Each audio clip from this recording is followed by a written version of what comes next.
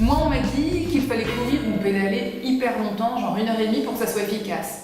C'est un peu décourageant. Non, on vous a menti. Ce qui permet d'avoir du résultat, c'est l'engagement, c'est l'intensité que vous allez mettre dans votre entraînement. Pourquoi? Il faut savoir que les efforts très intenses et courts sont anabolisants. C'est-à-dire qu'ils vont vous faire prendre du muscle. Et les efforts longs et tranquilles sont des efforts catabolisants. Ils vont vous faire perdre de la masse musculaire. Pourquoi? Parce que votre corps, il est comme vous et moi, c'est un gros feignant. Si vous ne lui demandez pas quelque chose qui le contrarie, lui, il ne va jamais faire en sorte que ça devienne plus facile pour lui.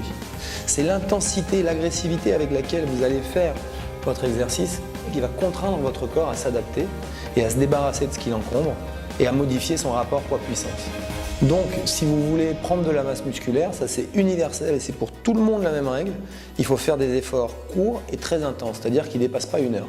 Maintenant, quand vous avez beaucoup de masse graisseuse, il est intéressant de faire des efforts cardio un peu plus longs qui vont potentialiser les effets de cet entraînement et bouffer des calories, donc vous faire maigrir.